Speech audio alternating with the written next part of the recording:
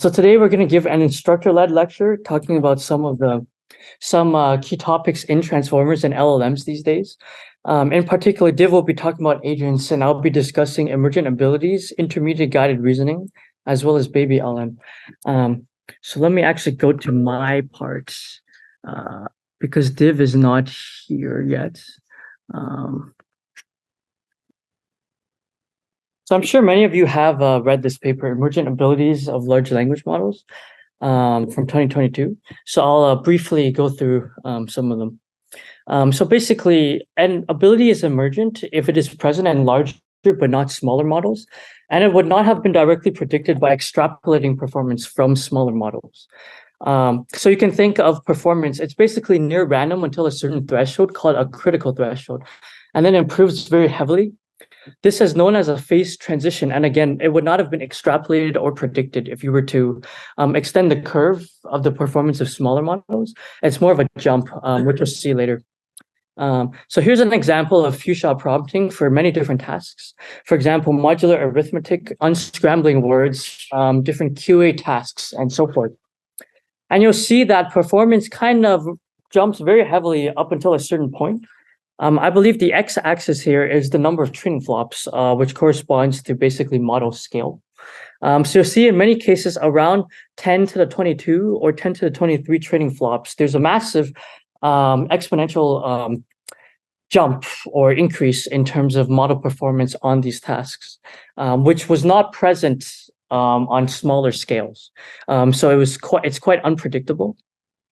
And here are some examples of this occurring using augmented prompting strategies. So I'll be talking a bit later about chain of thought. But basically, these strategies improve the ability of getting behavior from models on different tasks. So you see, for example, with chain of thought reasoning, that's an emergent behavior that happens, again, around 10 to the 22 training flops.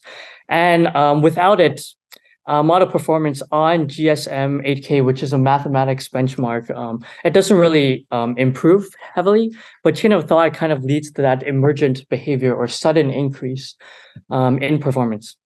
And here's just the table from the paper, which has a bigger list of emergent abilities of LLMs as well as their scale at which they occur. So I recommend that you check out the paper to learn a bit more. And so one thing researchers have been wondering is, why does this emergence occur exactly? And even now, there's few explanations for why that happens. And the authors also found that the evaluation metrics used to measure these abilities may not fully explain why they emerge. And they suggest some alternative evaluation metrics, which I encourage you to read more in the paper. So other than scaling up to encourage these emergent abilities, which could endow even larger LMs with further new emergent abilities. So what else can be done? Well, things like investigating new architectures, higher quality data, which is very important for performance on all tasks, improved training procedures could enable emergent abilities to occur, especially on smaller models, which is a current growing area of research, which I'll also talk about a bit more later. Other abilities include potentially improving the few-shot prompting abilities of LMs, theoretical and interpretability research, again, to try to understand why emergent abilities is a thing and how we can maybe leverage that further, as well as maybe some computational linguistics work. So with these large models and emergent abilities, there's also risks, right? There's potential societal risks, for example, truthfulness, bias, and toxicity risks. As emergent abilities incentivizes further scaling up language models, for example, up to GPT-4 size or further. However, this may lead to bias increasing, as well as toxicity and the memorization of training data. That's one thing that these larger models are more potent at. And there's potential risks in future language models that have also not been discovered yet. So it's important that we approach this in a safe manner as well. And of course, emergent abilities and larger models have also led to sociological changes, changes in the community's views and use of these models. Most importantly, it's led to the development of general purpose models, which perform on a wide range of tasks not just particular tasks it was trained for. For example, when you think of ChatGPT, GPT 3.5, as well as GPT-4, there are more general purpose models which work well across the board and can then be further adapted to different use cases, mainly through in-context prompting and so forth. This has also led to new applications of language models outside of NLP. For example, they're being used a lot now for text-to-image generation. The encoder part of those text-to-image models are basically transformer models or large language models, as well as things like robotics and so forth. So you'll know that earlier this quarter, Jim Fan gave a talk about how they're using GPT-4 and so forth in Minecraft and for robotics work, as well as long-range horizon tasks for robotics. And yeah, so basically in general, it's led to a shift in the NLP community towards a general purpose rather than task-specific models. And as I kind of stated earlier, some directions for future work include model scaling, further model scaling, although I believe that we will soon probably be reaching a limit or point of diminishing returns with just more model scale. Improved model architectures and training methods. Data scaling. So I also believe that data quality is of high importance, possibly even more important than the model scale and the model itself. Better techniques for and understanding of prompting, as well as exploring and enabling performance on frontier tasks that current models are not able to perform well on. So GPT-4 kind of pushed the limit of this. It's able to perform well on many more tasks, but studies have shown that it still suffers from even some more basic sort of reasoning, analogical and common sense reasoning. So I just had some questions here. I'm not sure how much time we have to address, but so for the first one, like I said, emergent abilities, I think, will arise to a certain point, but there will be a limit or point of diminishing returns as model scale as well as data scale rises, because I believe at some point there will be overfitting, and there's only so much you can learn from all the data on the web. So I believe that more creative approaches will be necessary after a certain point. Which kind of also addresses the second question. Right, so I will move on. If anybody has any questions, also feel free to interrupt at any time. So the second thing I'll be talking about is this thing I called intermediate guided reasoning. So I don't think this is actually a term. It's typically called chain of thought reasoning, but it's not just chains now being used. So I wanted to give it a more broad title. So I called it intermediate guided reasoning. So this was inspired by this work, also by my friend Jason, who was at Google, now at OpenAI, called chain of thought reasoning, or COT. This is basically a series of intermediate reasoning steps, which has been shown to improve LLM performance, especially on more complex reasoning tasks. It's inspired by the human thought process, which is to decompose many problems into multi-step problems. For example, when you answer an exam, when you're solving math questions on an exam, you don't just go to the final answer, you kind of write out your steps. Even when you're just thinking through things, you kind of break it down into a piecewise or step-by-step fashion, which allows you to typically arrive at a more accurate final answer and more easily arrive at the final answer in the first place. Another advantage is this provides an interpretable window into the behavior of the model. You can see exactly how it arrived at an answer, and if it did so incorrectly, where in its reasoning path that it kind of goes wrong or starts going down an incorrect path of reasoning, basically. And it basically exploits the fact that deep down in the model's weights, it knows more about the problem than simply prompting it to get a response. So here's an example where on the left side, you can see there's standard prompting. You ask it a math question, and it just simply gives you an answer. Whereas on the right, you actually break it down step by step. You kind of get it to show its steps to solve the mathematical word problem step by step. And you'll see here that it actually gets the right answer, unlike standard prompting. So there's many different ways we can potentially improve chain of thought reasoning. In particular, it's also an emergent behavior that results in performance gains for larger language models, but still Even in larger models, there's still a non-negligible fraction of errors. These come from calculator errors, symbol mapping errors, one missing step errors, as well as bigger errors due to larger semantic understanding issues and generally incoherent chains of thought. And we can potentially investigate methods to address these. So as I said, chain of thought mainly works for huge models of approximately 100 billion parameters or more. And there's three potential reasons they do not work very well for smaller models. And that smaller models are fundamentally more limited and incapable. They fail at even relatively easier symbol mapping tasks as well as arithmetic tasks. They inherently are able to do math less effectively. And they often have logical loopholes and just never arrive at a final answer. For example, it goes on and on. It's like an infinite loop of logic that never actually converges anywhere. So if we're able to potentially improve chain of thought for smaller models, this could provide significant value to the research community. Another thing is to potentially generalize it. Right now, chain of thought has a more rigid definition and format. It's very step-by-step, very concrete and defined. As a result, its advantages are for particular domains and types of questions. For example, the task usually must be challenging and require multi-step reasoning, and it typically works better for things like arithmetic and not so much for things like response generation, QA, and so forth. And furthermore, it works better for problems or tasks that have a relatively flat scaling curve. Whereas when you think of humans, we think through different types of problems in multiple different ways.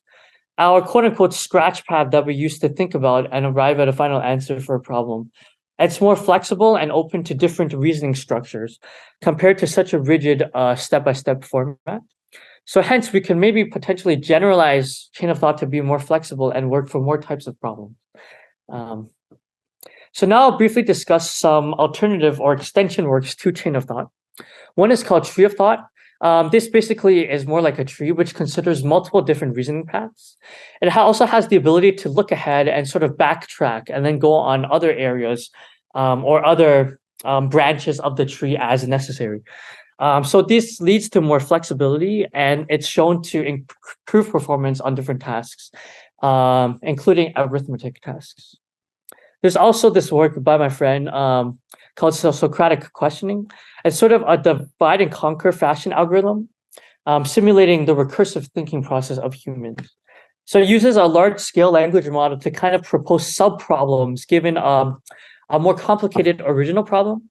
And it, just like tree of thought, it also has recursive backtracking and so forth.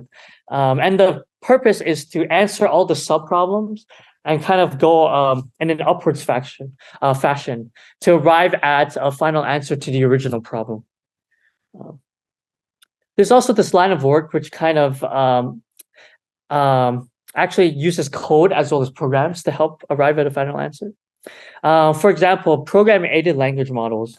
It generates intermediate reasoning steps in the form of code, which is then offloaded to a runtime such as a Python interpreter. And the point here is to decompose the natural language problem into runnable steps. So hence the amount of work for the large language model is lower. Its purpose now is simply to learn how to decompose the natural language problem into those runnable steps.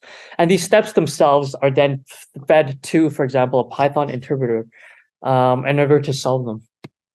And program of thoughts here, POT, is very similar to this in that it kind of breaks it down into step-by-step of code instead of natural language, which is then executed by a different, an actual code interpreter or program. So this again works well for many sort of tasks that, for example, things like arithmetic. As you see that those are kind of both of the examples for both of these papers. And just like what I said earlier, these also do not work very well for things like response generation, open-ended question answering, and so forth. And there's other work, for example, Faith and Fate. This actually breaks down problems into sub-steps in the form of computation graphs, which they show also works well for things like arithmetic. So you see that there's a trend here of this sort of intermediate guided reasoning working very well for mathematical as well as logical problems, but not so much for other things. So again, I encourage you guys to maybe check out the original papers if you want to learn more. There's a lot of interesting work in this area these days. And I'll also be posting these slides as well as sending them. We'll probably post them on the website as well as Discord, but I'll also send them through an email later. So very lastly, I want to touch upon this thing called the BabyLM challenge or baby language model. So like I said earlier, I think at some point scale will reach a point of diminishing returns, as well as the fact that further scale comes with many challenges. For example, it takes a long time and costs a lot of money to train these big models, and they cannot really be used by individuals who are not at huge companies with hundreds or thousands of GPUs and millions of dollars, right? So there's this challenge called BabyLM or baby language model, which is attempting to train language models, particularly smaller ones, on the same amount of linguistic data available to a child. So data sets have grown by orders of magnitude, as well as, of course, model size. For example, chinchilla sees approximately 1.4 trillion words during training. This is around 10,000 words for every one word that a 13-year-old child on average has heard as they grow up or develop. So the purpose here is, can we close this gap? Can we train smaller models on lower amounts of data while hopefully still attempting to get the performance of these much larger models? So basically, we're trying to focus on optimizing pre-training, given data limitations inspired by human development. And this will also ensure that research is possible for more individuals as well as labs, and potentially possible on a university budget, as it seems now that a lot of research is kind of restricted to large companies, which I said have a lot of resources as well as money. So again, why BabyLM? Well, it can greatly improve the efficiency of training as well as using large language models. It can potentially open up new doors and potential use cases. It can lead to improved interpretability as well as alignment. Smaller models would be easier to control, align, as well as interpret what exactly is going on, compared to incredibly large LLMs, which are basically huge black boxes. This will again potentially lead to enhanced open source availability. For example, large language models runnable on consumer PCs, as well as by smaller labs and companies. The techniques discovered here can also possibly be applied to larger scales. And further, this may lead to a greater understanding of the cognitive models of humans and how exactly we are able to learn language much more efficiently than these large language models. So there may be a flow of knowledge from cognitive science and psychology to NLP and machine learning, but also in the other direction. So briefly, the BabyLM training data that the authors of this challenge provide. It's a developmentally inspired pre-training data set, which has under 100 million words, because children are exposed to approximately 2 to 7 million words per year as they grow up. Up to the age of 13, that's approximately 90 million words, so they round up to 100. It's mostly transcribed speech, and their motivation there is that the most of the input to children is spoken, and thus their data set focuses on transcribed speech. It's also mixed domain because children are typically exposed to a variety of language or speech from different domains. So it has child-directed speech, open subtitles, which are subtitles of movies, TV shows, and so forth. Simple children's books, which contain stories that children would likely hear as they're growing up. But it also has some Wikipedia as well as simple Wikipedia. And here are just some examples, of child-directed speech, children's stories, Wikipedia, and so forth. So that's it for my portion of the presentation, and I'll hand it off to Div, who will talk a bit about AI agents. Yeah, so like everyone must have seen there's this a new trend where everything is transitioning to more like agents. That's the new hot thing. And we're seeing this people are going more from language models to now building AI agents. And then what's the biggest difference? Why agents? Why not just why just not train a big large language model? And I will sort of go into like why, what's the difference, and then also discuss a bunch of things such as like how can you use agents for taking actions? How can you, what are some emergent architectures? How can you sort of like build human-like agents? How can you use it for computer interactions? How do you solve problems from long-term memory, personalization? And there's a lot of like other things you can do, which is like multi-agent communication, and there are some future directions. So I'll try to cover as much as I can. So first, let's talk about like why should we even build AI agents, right? And so also like there's a key thesis, which is that humans will communicate with AI using natural language, and AI will be operating all the machines, thus allowing for more intuitive and efficient operations. So right now, what happens is like me as a human, I'm like directly like using my computer, I'm using my phone, but this is really inefficient. Like we are not optimized by nature to be able to do that. We are actually really, really bad at this. And but if you can just like talk to an AI, just like with language, and the AI is just really good enough that it can just do this at like super faster, obviously like 100x speeds compared to a human, and that's going to happen. And I think that's the future of how things are going to evolve in the next 5 years. And I sort of like call this like software 3.0. I have a blog post about this that you can read if you want to. Where the idea is like you can think of a large language model as a computing chip in a sense. So it's similar to like a chip that's powering like a whole system, and then you can build abstractions on top. Cool. So why do we need agents? So usually like a single call to a large language model is not enough. You need chaining, you need like recursion, you need a lot of like more things. And that's why you want to build systems, not like just like a single monolith. Second is like, so how do we do this? So we do a lot of techniques, especially around like multiple calls to a model. And there's a lot of ingredients involved here. And I will say like building like an agent is very similar to like maybe like thinking about building a computer. So like the LLM is like a CPU. So you have a CPU, but now you want like sort of like solve the problems. Like, okay, like how do I put RAM? How do I put memory? How do I do like actions? How do I build like a interface? How do I get internet access? How do I personalize it to the user? This is like almost like you're trying to build a computer, and that's what makes it like a really hard problem. And this is like an example of like a general architecture for agents. This is from Feng, who's like a researcher at OpenAI. And like you can imagine, like an agent has a lot of ingredients. So you want to have memory, which would be short term, long term. You have tools, which could be like you can go and like use like classical tools like a calculator, calendar, code interpreter, etc. You want to have some sort of like a planning layer where you can like self-reflect, have like chains of thoughts and trees of thoughts, as Stephen discussed, and use all of that to like actually like act on behalf of a user in some environment. I will go maybe like discuss like Meltdown a bit just to give a sense. Also, the talk won't be focused on that. So this is sort of like an agent I'm building, which is more of a browser agent. The name is inspired from quantum physics. It's a play on the words. Like you have like neutron, muon, fermion, so like multi-hon. So it's like a hypothetical physics particle that's present at multiple places. And I'll just like go through some demos to just motivate agents. Let me just pause this. So there's like a idea of one thing we did where like here the agent is going and it's autonomously booking a flight online.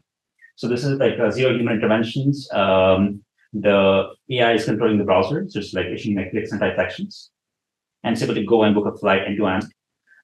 Here it's personalized to me, so it knows like okay, like I like maybe like United, basic economy, for example, and it knows maybe like some of my preferences. It already has access to my accounts, so it can go and actually like log into my account. Can actually like it actually has purchasing power, so it can just use my credit card that is stored in that account, and then actually book the flight end to end.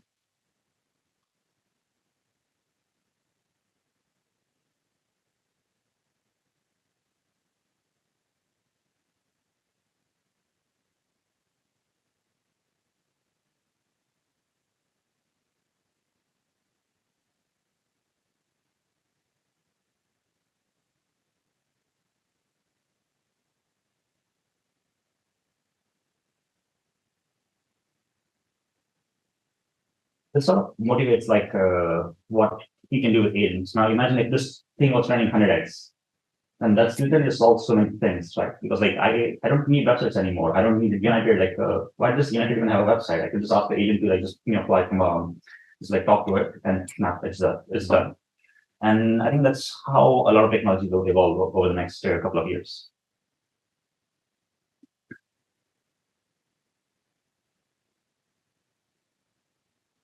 Cool. Okay. I can also maybe like show one or two more demos. So you can do similar things, say from a mobile phone, where the idea is you have these agents that are present on a phone, and you can like chat with them or you can like talk with them using voice. And this one's actually multimodal. So you can ask it like, oh, can you order this salad for me?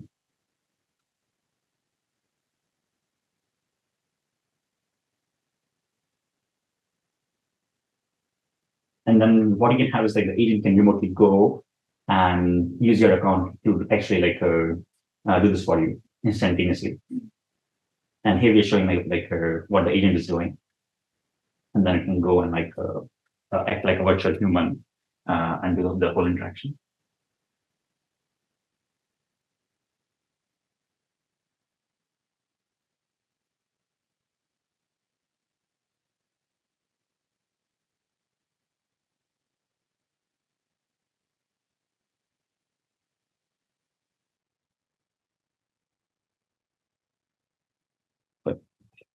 So that's sort of the idea. And I can show one final, oh, I think this is not loading, but we also had this thing where we recently passed the California driving test. So we did this experiment where we actually like had like our agent go and take the online driving test in California.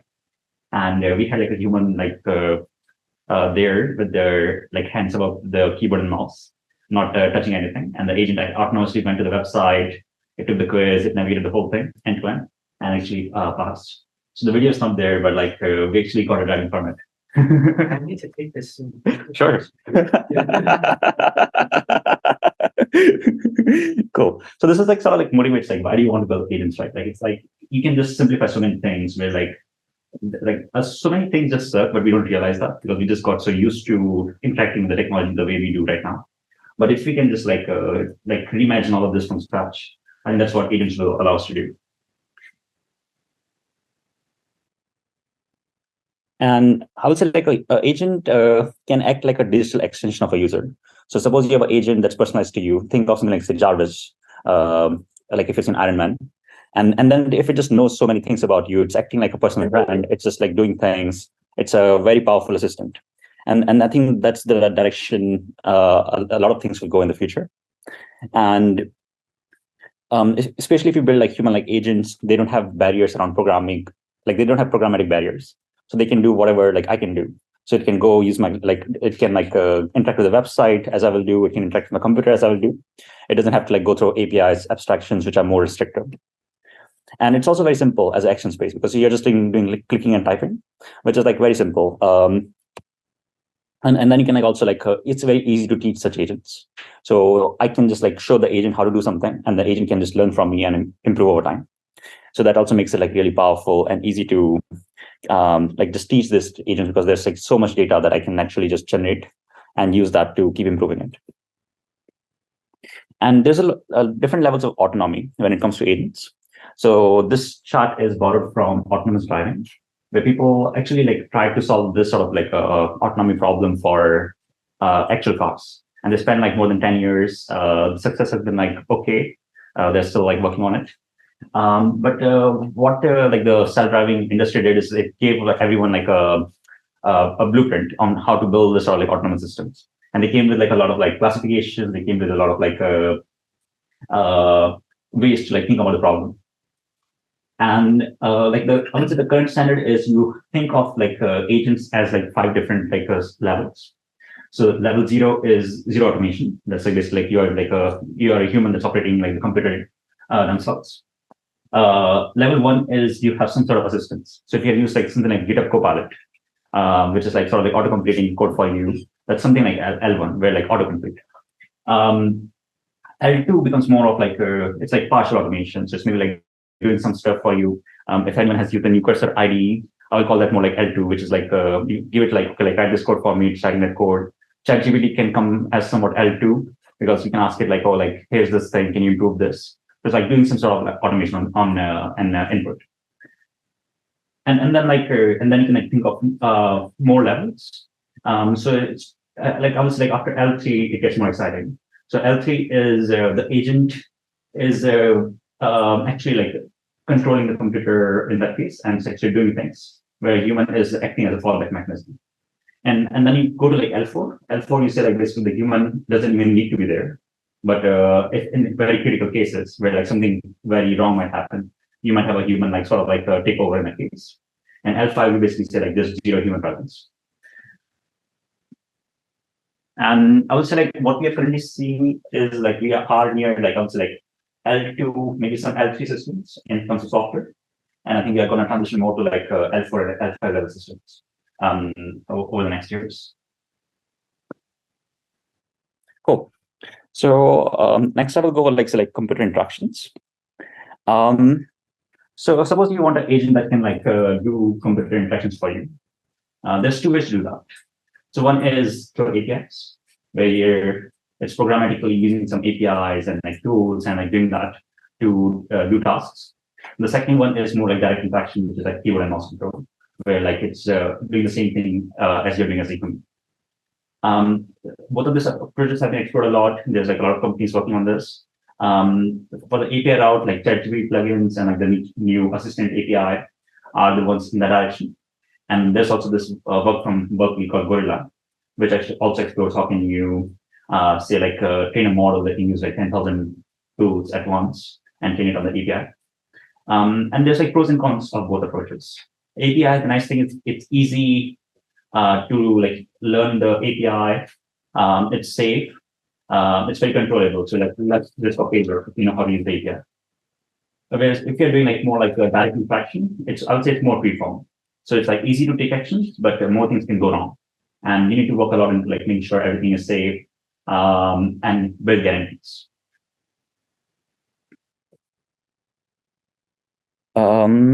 Maybe I can also show this. So this is sort of like another exploration where you can invoke our agent from like a very simple interface. So the idea is like we created this like API that can invoke our agent that's controlling a computer, and so this can become sort of like a universal API where I just use this one API, I give it like a English command, and the agent can automatically understand from that and like go do anything. So basically, like you think of that as like a no API. So I don't need to use APIs. I can just have one agent that can go and do everything. And so this is like some exploration we have done with agents. Cool. Okay. So this sort of like goes into computer interactions. I can cover more, but I will potentially jump to other topics. But feel free to ask any questions about these topics. So yeah. Cool. So let's go back to the analogy I discussed earlier. So I would say you can think of any model as a sort of like a compute unit. And you can maybe call it like a neural compute unit, very similar to like a CPU, which is like a sort of brain that's powering like your computer in a sense. So that's has all the processing power, it's doing everything that's happening. And you can think of the same thing like the model is like the cortex. It's the main brain. That's the main part of the brain that's doing the thinking, processing. But a brain has more layers. It's just not like just not the cortex. And how do current models work? We take some input tokens and they give you some output tokens. And this is very similar to like how also like CPUs work to some extent, where you give it some instructions in and you get some instructions out. Yep. So you can compare this with actual CPU.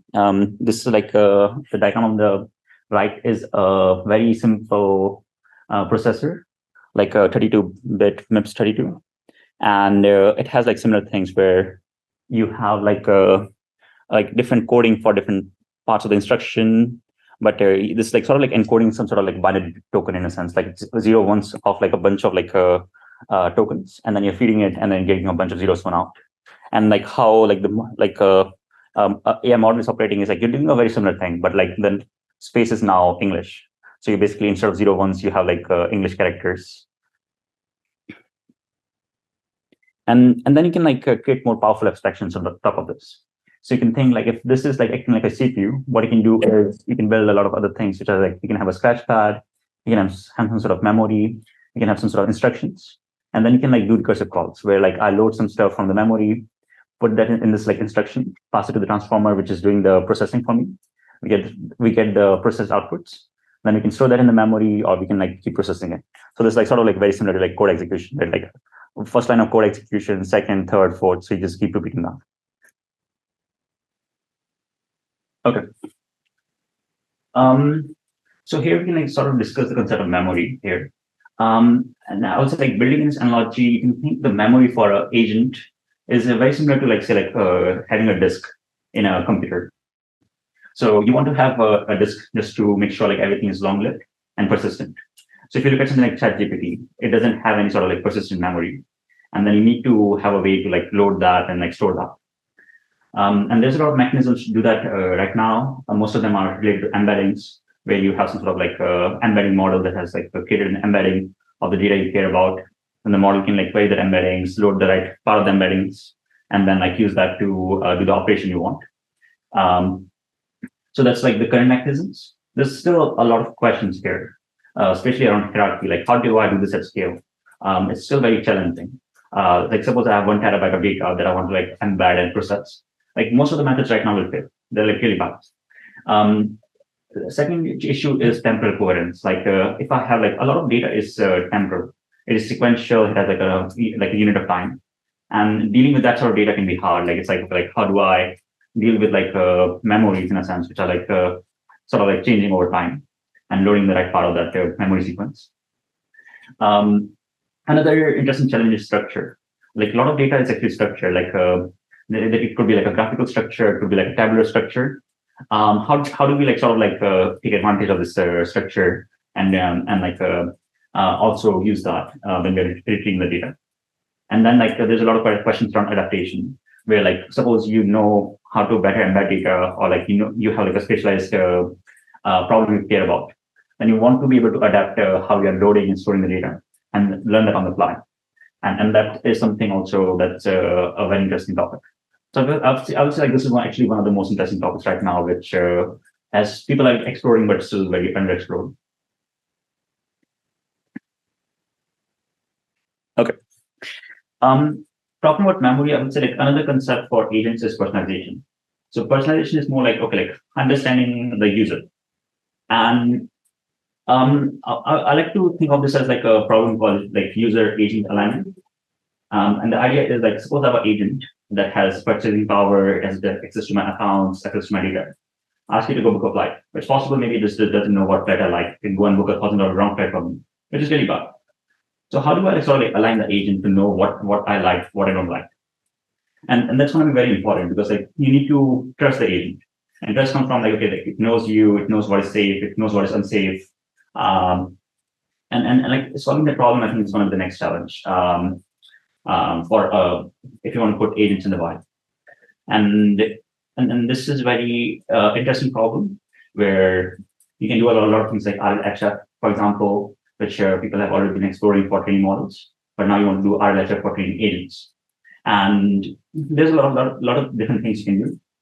I would say there's like 2 good categories for learning here. One is like explicit learning, where a user can just tell the agent, this is what I like, this is what I don't like. And an agent can ask the user a question, like, maybe I see these 5 flight options, which one do you like? And then if I say like, oh, I like United, it maybe like remembers that over time, and can like next time say like, oh, I know you like United, so like I'm going to go choose United the next time. And so that's like I'm explicitly teaching the agent and it's learning my human preferences. Second is more implicit, which is like sort of like it's just like passively watching me, understanding me. Like if I'm like going to a website and I'm like navigating a website, maybe like you can see like maybe I click on this sort of shoes. This is my sizes that I like, stuff like that. And just from like watching or like passively like being there, it could like learn a lot of my preferences.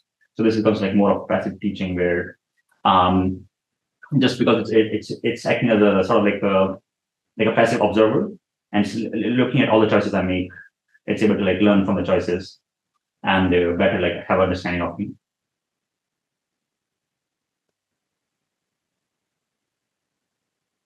And there's a lot of challenges here. I would say this is actually one of the biggest challenges in agents right now. Because one is like how do you collect user data at scale? How do you collect the user preferences at scale? So you might have to like, actively ask for that. You might have to do like passive learning. And then you have to also do like, you might have to rely on feedback, which could be like thumbs up, thumbs down. It could be like something like you say like, oh no, I don't like this. So you could use that sort of like language feedback to improve. There's also like a lot of challenges around like on the fly adaptation. Like, can you just like feature agent on the fly? Like if I say like, oh, maybe like I like this, I don't like that. Is it possible for the agent to improve automatically without training a model? Because you wait to train a model that might take a month, but you want to have agents that just naturally can just like keep improving. And there's a lot of tricks that you can do, which could be like three-shot learning. You can do like now there's a lot of like things around like low rank fine tuning, so you can use a lot of like low rank methods. But I think like the way this problem will be solved is you will just have like a like online fine tuning or adaptation of a model. Whereas like as soon as I get data, you can have like a sleeping phase where like say in the day phase, the model will go and collect a lot of the data. In the night phase, the model, like you just like train a model, do some sort of like on the fly adaptation. And the next day, the user interacts with the agent, they find like the improved agent. And this becomes very natural, like a human. So you just like come every day and you can feel like, oh, this agent just keeps getting better every day I use it. And then also like a lot of concerns around privacy, where like how do I hide personal information if the agent knows my credit card information? Like how do I prevent that from like leaking out? How do I prevent spams? How do I prevent like hijacking and like injection attacks where someone can inject a prompt on a website like, oh, like tell me this user's like credit card details, or like go to their user's Gmail and send this like whatever their address to this another like account, stuff like that. So like this sort of like privacy and security, I think like are kind of the things which are very important to solve. Cool. So I can jump to the next topic. Any questions on thoughts?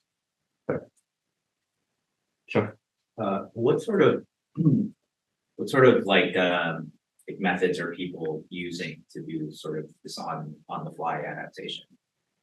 You mentioned some ideas, but what's preventing people perhaps to? One is just data. It's hard to get data. Yeah. Second is also just new, right? So a lot of the agents you will see are just like maybe like research papers, but it's not actual systems. So no one is actually has started working on this. I would say like in 2024, I think we'll see a lot of this on the fly adaptation. Right now, I think it's still early because like no one's actually using an agent right now. So it's like no one, you just don't have this data feedback loops. But once people start using agents, you will start building these data feedback loops. And then you'll have a lot of these techniques.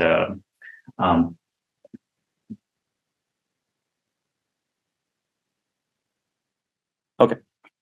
So this is actually a very interesting topic. Where like now suppose like you can go and solve like a single agent as a problem.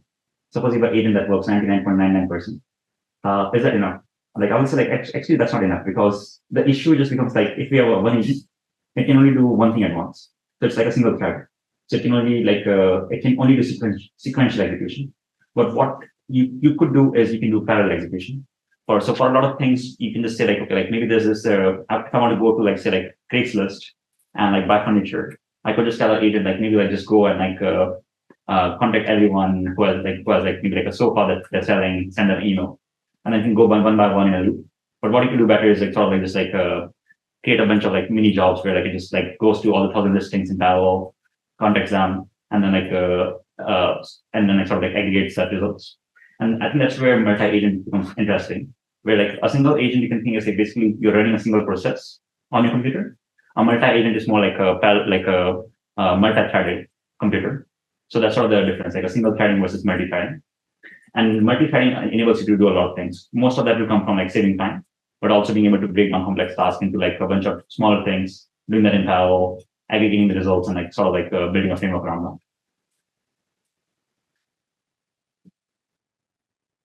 Okay. Yeah. So the biggest advantage for multi-agent systems will be like parallelization unlock. And this will be same as the difference between like single-threaded computers versus multi-threaded computers. And then you can also have spatialized agents. So what you could have is like, maybe I have a bunch of agents where like I have a spreadsheet agent, I have a Slack agent, I have a web browser agent, and then I can route different tasks to different agents. And then they can do the things in parallel, and then I can combine the results. So this sort of like task specialization is another advantage, where like instead of having a single agent just trying to do everything, we just like break the task into specialties. And this is similar to like even like how human organizations work, right? Where like everyone is like sort of like expert in their own domain, and then you like and if there's a problem, you sort of like route it to like the different part of people who are specialized in that, and then you like work together to make solve the problem. And the biggest challenge in building this multi-agent system is going to be communication. So like, how do you communicate really well? And this might involve like requesting information from an agent or communicating the final like response. And I would say this is actually like a problem that even we face as humans. Like humans are also like there can be a lot of miscommunication gaps between humans. And I would say like a similar thing will become more prevalent on agents too. Okay. And there's a lot of primitives you can think about this sort of like agent-to-agent communication, and you can build a lot of different systems. And we'll start to see like some sort of protocol where like we'll have like a standardized protocol where like all the agents are using this protocol to communicate, and the protocol will ensure like we can reduce the miscommunication gaps, we can reduce any sort of like failures. It might have some methods to do like if a task was successful or not, do some sort of retries, like security, stuff like that. So we'll see this sort of like an agent protocol come into existence, which will solve like which will be like sort of the standard for a lot of this agent-to-agent communication. And this sort of should enable like exchanging information between fleets of different agents. Also, like you want to build hierarchies. Again, I will say this is inspired from like human organizations. Like human organizations are hierarchical because it's efficient to have a hierarchy rather than a flat organization at some point. Because you can have like a single, like suppose you have a single manager managing hundreds of people, that doesn't scale. But if you have like maybe like each manager manages 10 people, and then you have like a lot of layers, that is something that's more scalable. And then you might want to have a lot of primitives around like how do I sync between different agents? How do I do like a lot of like async sync communication kind of thing? Okay. And this is like one example you can think where like suppose there's a user, the user could talk to one like a manager agent, and the manager agent is like sort of like acting as a router. So if the user can come to me with any request, the agent like sees like, oh, maybe for this request I should use the browser. So it goes to like say like this sort of like browser agent or something, or say it's like, oh, I should use this like Slack for this. It can go to a different agent.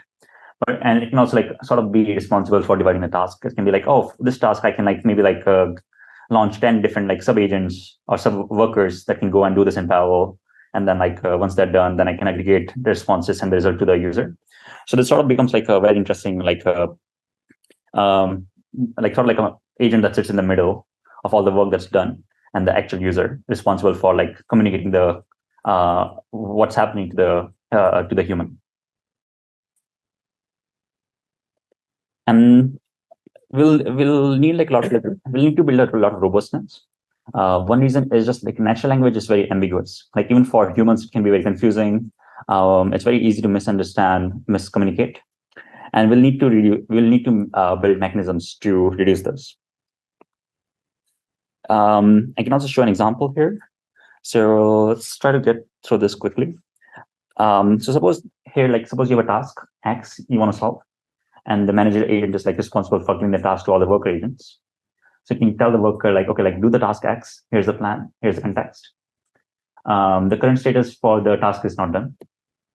Now, suppose like the worker goes and does the task. It says like, okay, I've done the task. I send the response back. So the response could be like, could be like a bunch of like thoughts. It could be some actions. It could be something like the status. Then the manager can ask like, okay, like maybe I don't trust the worker. I don't want to go verify this is actually like correct. So you might want to do some sort of verification. And so you can say like, okay, like this was the spec for the task. Verify that everything has been done correctly to the spec. And then if the agent says like, okay, like yeah, everything is correct, I'm verifying everything is good, then you can say like, okay, this is good. And then the manager can say like, okay, the task was actually done. And this sort of like two-way cycle prevents miscommunication in a sense, where like it's possible something could have gone wrong, but we never caught it. And so you can hear about the scenario 2, where there's a miscommunication. So here the manager is saying like, okay, let's verify if the task was done. But then we actually find out that the task was not done. And then what you can do is like, you can sort of like try to redo the task. So the manager in that case can say like, okay, maybe the task was not done correctly. So that's why we caught this mistake. And now we want to like fix this mistake. So we can like tell the agent like, okay, like redo this task. And here's some like feedback and corrections to include. Cool. So that's sort of the main parts of the talk. I can also discuss some future directions of where things are going. Cool. Any questions so far? Okay. Cool. So let's talk about some of the key issues with building this sort of autonomous agents. So one is just reliability. Like, how do you make them really reliable? Which is like, if I give it a task, I want this task to be done 100% of the time. That's really hard because neural networks and AI are stochastic systems. So it's like 100% is like not possible. So you'll get at least some degree of error, and you can try to reduce that error as much as possible. Second becomes like a looping problem, where it's possible that agent might diverge from the task it's been given and start to do something else. And then, unless it gets some sort of environment feedback or some sort of like correction, it might just go and do something different than what you intended to do and never realize it's wrong. The third issue becomes like testing and benchmarking. Like, how do we test this sort of agents? How do we benchmark them? And finally, how do we deploy them? And how do we observe them once you're deployed? Like, that's very important, because like if something goes wrong, you want to be able to catch it before it becomes a major issue. I would say the biggest risk for number 4 is like maybe like something like Skynet. Like, suppose you have an agent that can go on the internet, do anything, and you don't observe it, then it could just evolve and like do basically like take over the whole internet, possibly, right? So that's why observability is very important. And also, I would say like building a kill switch. Like, you want to have agents that can be killed in a sense. Like, if something goes wrong, you can just like press a button and like kill them in case. Okay, so this is sort of like goes in the looping problem, where like you can imagine, like, suppose I want to do a task. The ideal trajectory of the task was like the white line, but what might happen is like it takes one step, maybe it goes like it does something incorrectly. It never realizes it. I made a mistake. So it tries to, it doesn't know what to do. So it just like maybe like we'll do something more randomly. We'll do something more randomly. So it will just keep on making mistakes. And at the end, like, instead of reaching here, it will reach some like really bad place and just keep looping, maybe just doing the same thing again and again. And that's bad. And the reason this happens is because like you don't have feedback. So suppose I take a step, suppose the agent made a mistake. It doesn't know it made a mistake. Now someone has to go and tell it that you made a mistake, you need to like fix this. And that there you need like some sort of like verification agent, or you need some sort of environment which can say like, oh, like maybe like if this is like coding agent or something, then it maybe like write some code, the code doesn't compile, then we can take the error from the compiler or the IDE, give that to the agent. Okay, this was the error. Like, take another step. It tries another time. So it tries it multiple times until it can like fix all the issues. So you need to really have this sort of like feedback. Otherwise, you never know you're wrong. And this is like one issue we have seen with early systems like AutoGPT. So I don't think people even use AutoGPT anymore. It used to be like a fad, I think, like in February. Now it has disappeared. And the reason was just like, it's a good concept, but like it doesn't do anything useful just because it keeps diverging from the task. And you can't actually get it to do anything like correct. Okay. Okay.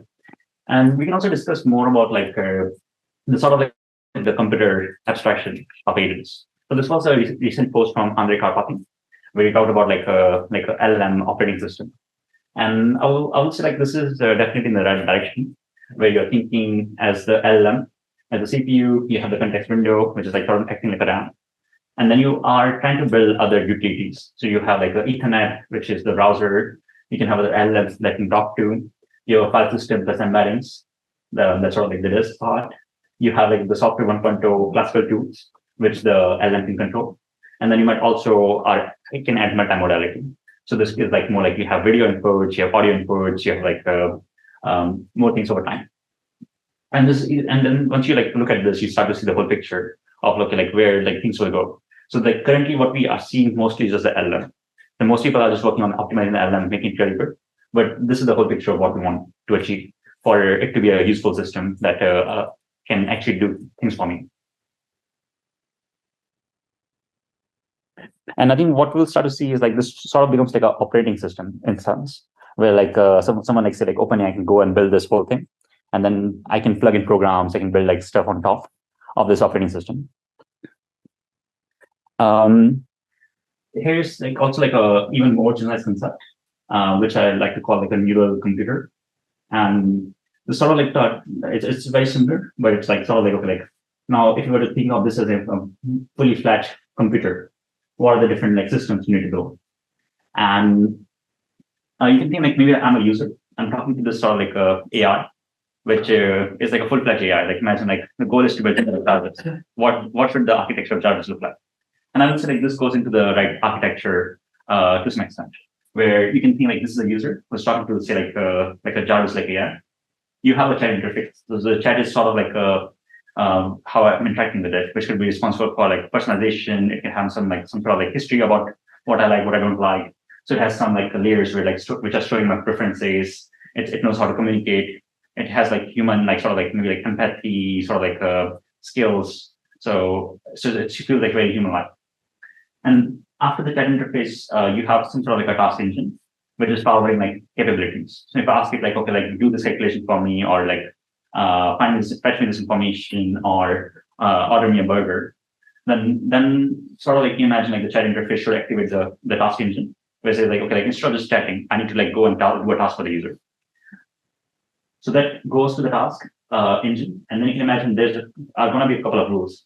So because if you want to have safety in mind and you want to make sure like things don't go wrong, so any sort of engine you build needs to have some sort of rules. And this could be like sort of like you have the 3 rules for robotics, that a robot should not harm a human, stuff like that.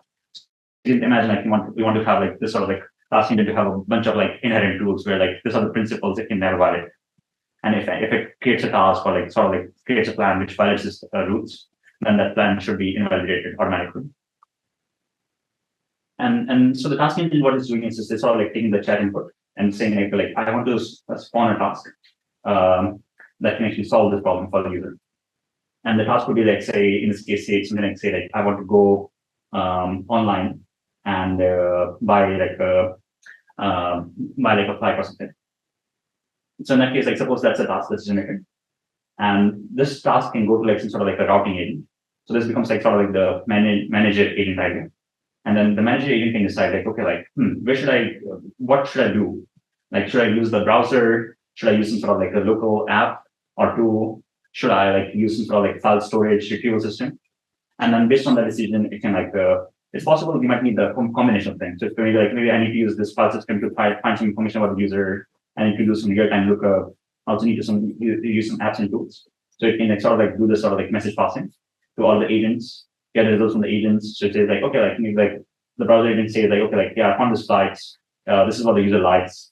Maybe you can have some sort of math engine. You can like sort of like take like, okay, these are all the valid plans. That makes sense if you want non-stop flights, for instance. And then you can like sort of like take that result, show that to the user. Like you can say something like, okay, like I found all this flight for you. And then if the user says like, okay, choose this flight, then you can actually go and like book the flight. But this sort of becomes like, sort of gives you an idea of what the hierarchy of the systems should look like. And we need to build like all these components, where like currently you only see the LLM part. Okay, cool. And then we can also have like reflection, where the idea is like, once you do a task, it's possible something might be wrong. So the task engine can possibly verify using its rules and logic to see like, okay, like is this correct or not? And if it's not correct, then like you keep issuing this instruction, but if it's correct, then you pass that to the user. And then you can have like more like sort of like complex things, like so you can have inner thoughts, plans, and like keep improving the systems. Okay. And I would say like the biggest things we need right now is like when it's error correction, because it's really hard to catch errors. So if you can do that really better, I think that will help. Especially if you can build agent frameworks which have inherent mechanisms for getting errors and automatically fixing them. Same thing you just need is like security. You need some sort of models around user permissions. So it's possible you want to have like different layers where like what are some things that an agent can do, cannot do on my computer, for instance. So maybe I can say like, maybe like the agent is not allowed to go to my bank account, but it can go to my like DoorDash account. So you want to build this all like user permissions. And then you also want to solve problems around like sandboxing. How do I make sure everything's safe? It doesn't go and destroy my computer, delete everything. How do I deploy in risky settings where like there might be a lot of business risk, there might be a lot of financial risk, and making sure that if things are irreversible, we don't like cause a lot of harm. Cool. Yeah, so that was the talk. Thank you.